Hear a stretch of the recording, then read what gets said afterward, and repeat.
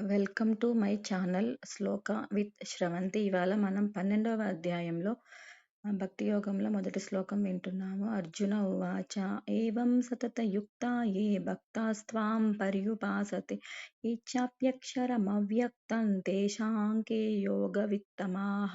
భావం: అర్జునుడు ఇలా అడుగుతున్నాడు, హే కృష్ణ, నిన్ను నీ రూపాన్ని భక్తితో పూజించేవారు ఉంటారు, ఇంకా నీ కనపడని నిరాకార రూపాన్ని మనసులో ధ్యానించేవారు ఉంటారు. వీరిద్దరిలో ఎవరు నీకు ప్రియమైన భక్తులు, ఇంకా ఉత్తమ భక్తులు అని అడుగుతున్నాడు. శ్రీ భగవానువాచ మయ్యావేశ్య మనో ఏ మాం నిత్యయుక్తా ఉపాసతే శ్రద్ధయా పరయోపేతాస్తే మే యుక్తతమా మతాః.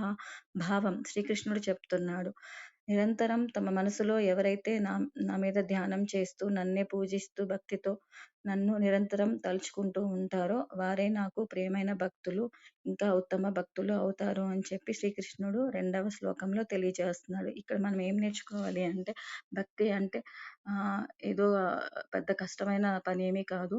మనకి ప్రేమ, నమ్మకం 2 ఉన్న చోట అనేది భక్తి అనేది సాధ్యమవుతుంది. నిరంతరం మనం ఏ పని చేస్తున్నా శ్రీకృష్ణార్పణం లేదంటే జై శ్రీకృష్ణ, హరే కృష్ణ అనుకుంటూ శ్రీకృష్ణుని తలుచుకోవడం ద్వారా భక్తి అనేది సాధ్యమవుతుంది.